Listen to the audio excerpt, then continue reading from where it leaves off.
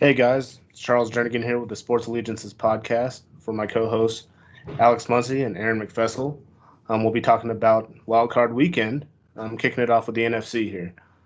All right, so I guess the first game would be the Saturday game between the Seahawks and the Cowboys. Get you guys' thoughts and predictions on that. I'll go ahead and kick that off. Um, I'm I'm pretty pumped about this game. I think this game is going to be more competitive than the other game, but we'll get to that in a bit. Um, my predictions here: Seahawks 24, Cowboys 17. I think it's going to be a good defensive football game. But honestly, I think the difference is Russell Wilson. He's been there. He's done that. I don't have much faith in the Cowboys, especially their offense. That's what I've got. Alex, what do you think? Before this started, before we went on, I had Dallas winning handsomely. Only because of the combination between Dak Prescott and Ezekiel Elliott. Then, I started thinking about it and got into stats a little bit and changed my mind. Russell Wilson and Seattle Seahawks' biggest loss this year, 8 points. Everything else has been 3 points, 4 points, 2 points. That right there shows the kind of team that they are. And they played some great teams. So I think the way Russell Wilson can manage a game, they're going to hand the Cowboys their loss this weekend. Right on. Any predictions on that? Score-wise? The score, that's always tough because it's football. You never know. 27-21. I think it's going to be a close game, but Russell Wilson, give him the ball fourth quarter. Tyler Lockett, Doug Baldwin too. Can't forget about him. I think they'll be able to go down the field. Yeah, a young man named Chris Carson as well. I'll go on that. I think the Seahawks and Cowboys, it's going to be probably the best game of the weekend. Maybe of the playoffs, who knows. Two very similar teams. But I did notice that Dallas has a very good running game. Seattle has the best running game. But Dallas's last 3 games, they've only averaged 81 yards on the ground. Their last game in general, they only averaged 50. So I think that's something to look at. And then, both you guys said it. Russell Wilson's been there. He's done it. Alex, you had noted. I think Russell Wilson, since high school, has lost. We can count on 2 hands by the amount of double-digit points he's lost. In the NFL, we can count on 1. Wow. So you give him a chance, and I'd pick him over anybody in the NFL right now.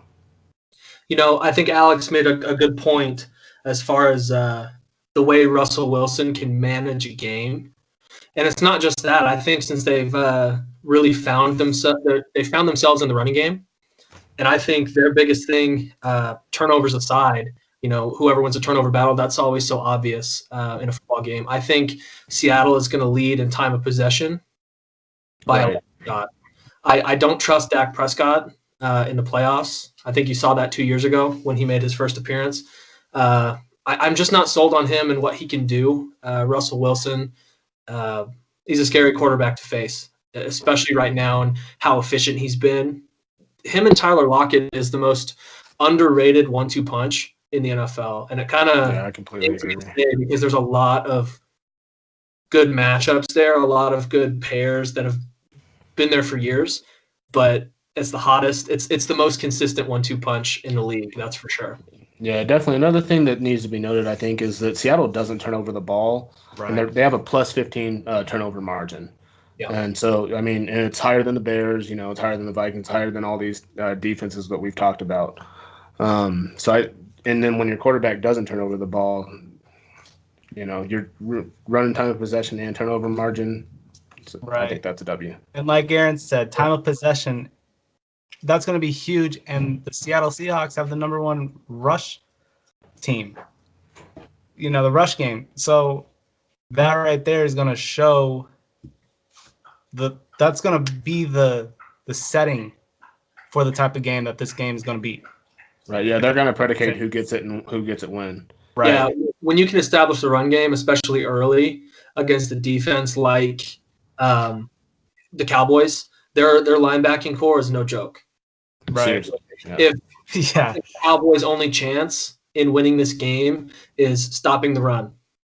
Because if you can limit the Seahawks running game and force Russell Wilson to throw it, which he's very good, but it's not the best part of his game.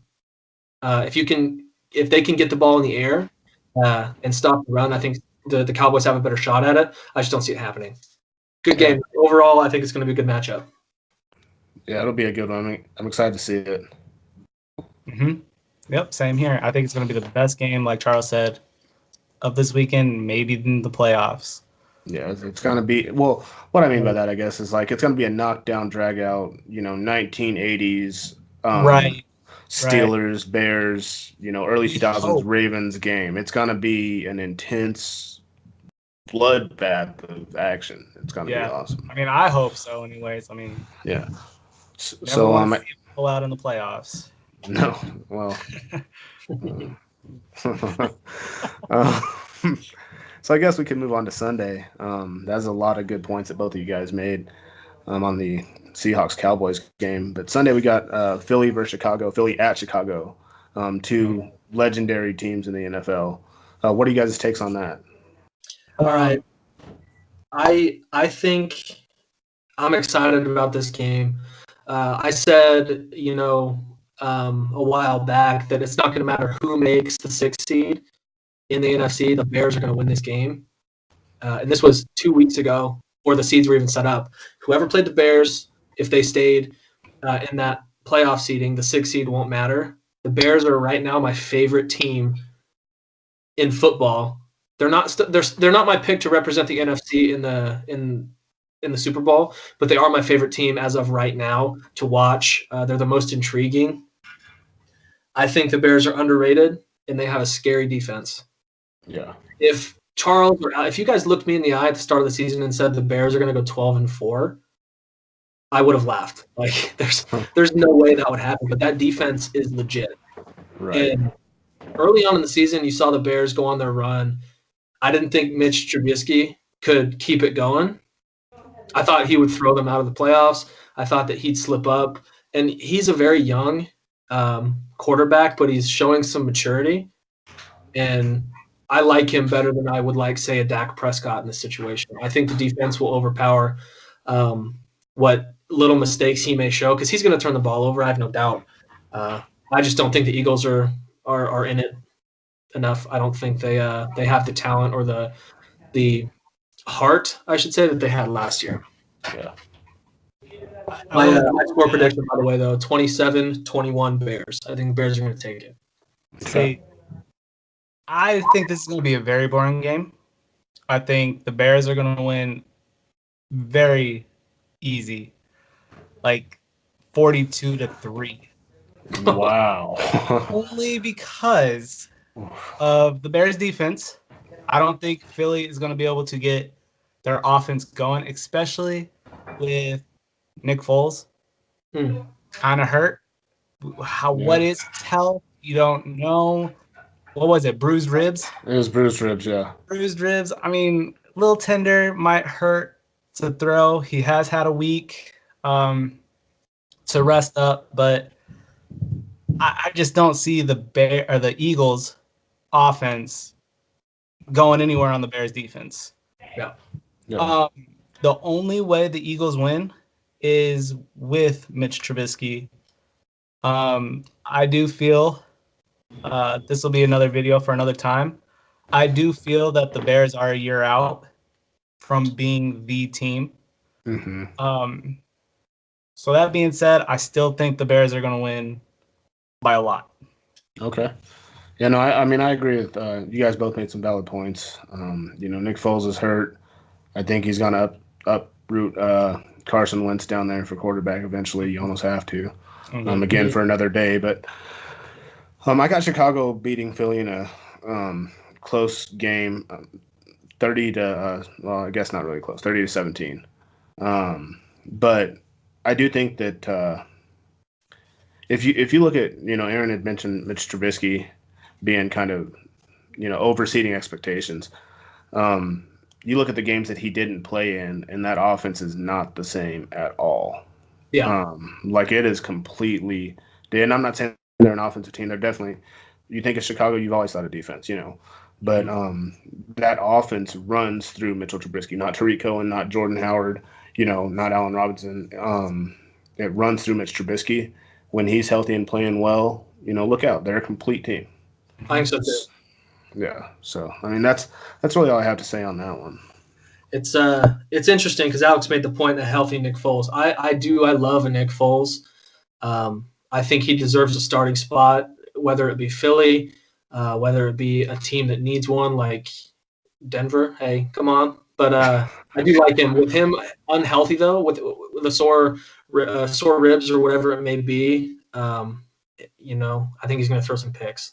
I mean, I've seen Russell Wilson, I've seen Matt Stafford go, damn near dead, not literally, but refuse to come off the field and keep playing efficiently, not to their caliber that they normally play at. And so I think this is going to test Nick Foles' character, definitely, and we're going to find out who he is. Hell, you see it all the time. You see it in a Tony Romo. Yeah. You see it with Ben Roethlisberger. Ben Roethlisberger, he's lucky he did make the playoffs for his health because he seems to always be playing hurt to some form or fashion. But yeah, that's pretty much it. I've got that game covered. I think we both. I mean, one thing we do have to remember is that the Eagles are Super Bowl champs. They are the defending Super Bowl champs. So we do have to remember that their team is almost the same as it was last year, if not better. Right. So we have to keep that in mind. They might come out in the playoffs because I've always said playoff football is different than regular season football. So they might come out and shock everybody, but I doubt it. I think we can all agree that the NFC is much better than it was last year. 10 times. Especially the talent that they will end up playing. That's a good point. The Eagles were a 1 seed last year. They didn't even have to go through the wild card weekend. Right. And look at – I'll put it to you this way.